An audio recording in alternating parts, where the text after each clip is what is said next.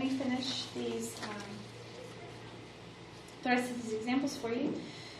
So they've already factored them for you, which kind of makes it nice and makes this part go a little bit faster. But of course, on MyLabs Plus, you're going to have to factor your own.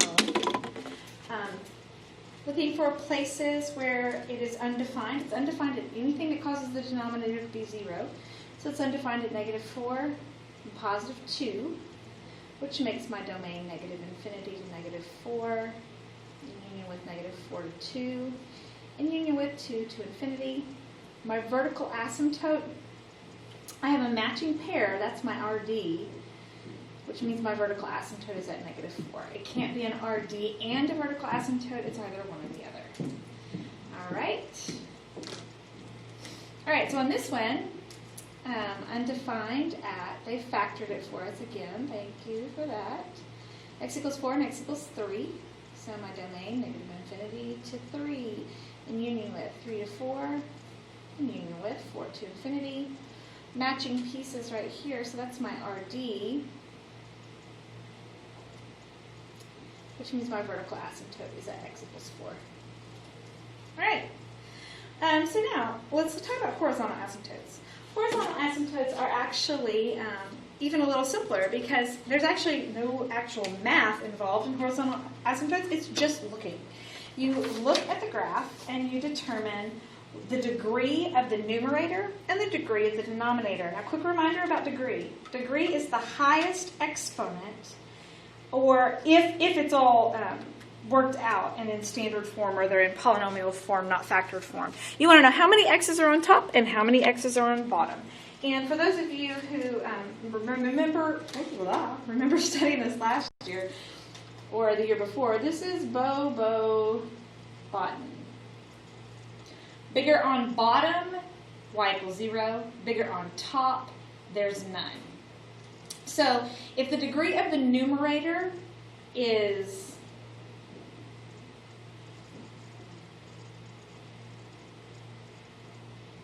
I've got to figure out which one it's asking me. If the degree of the numerator is, less than the degree of the denominator, then the function will have a horizontal asymptote at y equals 0. This is bigger on bottom, y equals 0. If the degree of the numerator is equal to the degree of the denominator, then the function is going to have a horizontal asymptote given by the lead coefficients. And if the degree of the numerator is greater than the denominator, this is button, that means there is none. There is no horizontal asymptote. So let's look here. Looking at number 10, don't forget your degree. So in these are already all worked out for us. They've already been put into polynomial form. So my degree is 2 on top and 2 on bottom. They are equal. So that means the horizontal asymptote is set up with the lead coefficients. So y equals 4 over 2, which simplifies to 2. In this case, the degree of the numerator is 1. The degree of the denominator is 2. So the degree of the denominator is greater. So this time it's bigger on bottom. So y equals 0. This one, the degree is 2 on top, 3 on bottom. So it's bigger on bottom again. So y equals 0. All right. Top of the page. All right, bigger on top. The numerator is bigger. So bigger on top, that means there is no horizontal asymptote. All right, so careful about ones like number 14. The degree is always the highest exponent. It doesn't matter which one's listed first. It's the one that's highest. So in this case, my numerator and my denominator have the same degree, which means that you're going to set up your lead coefficients. But here's what they'll get you on this one. The lead coefficient is with the degree. So that means it's 5 over -1. So y equals -5 is my horizontal asymptote. In this case, bigger on top. So this one has greater than, so that means this one has 9. All right. the next thing is slant asymptote. Now this you did not do because we don't do this in Algebra 2. But don't worry, it is not hard. A slant asymptote only comes into play if you do not have a horizontal asymptote. If you don't have a horizontal asymptote, then it's possible that you have a slant asymptote, which we sometimes call an oblique asymptote. A slant asymptote is just a linear asymptote that is neither vertical nor horizontal. The best method for determining the linear equation for a slant asymptote is to find the quotient using polynomial long division. Now, we can use synthetic division if the denominator or the divisor is linear.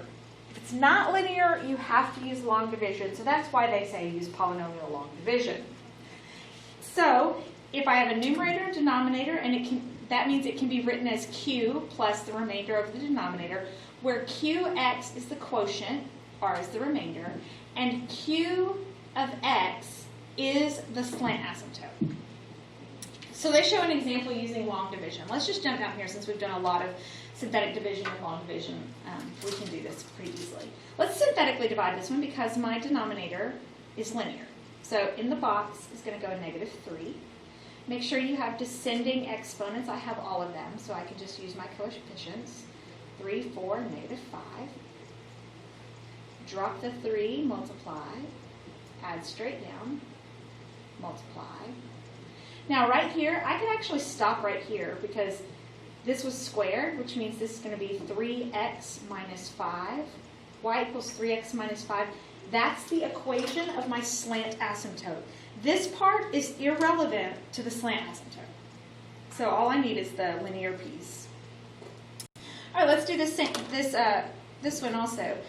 We can do synthetic division. So 2x minus 8 equals 0.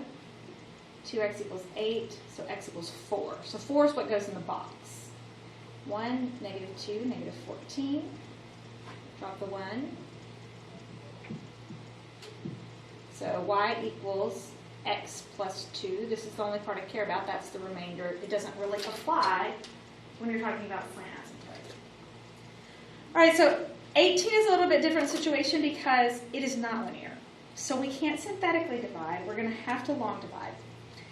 That's okay though, we long divided the other day and it was fine. This is your divisor, x squared minus x minus 2.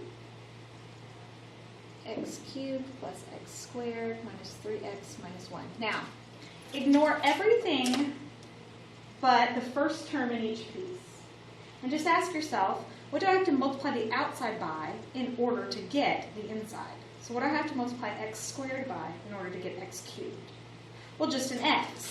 Since it's just an x, I'm going to put it over my x's, kind of line that up. Now multiply back through. X times x squared is x cubed. X times negative x is negative x squared. X times -2 is negative 2x. Now change the signs on everything that I just wrote down and add straight down.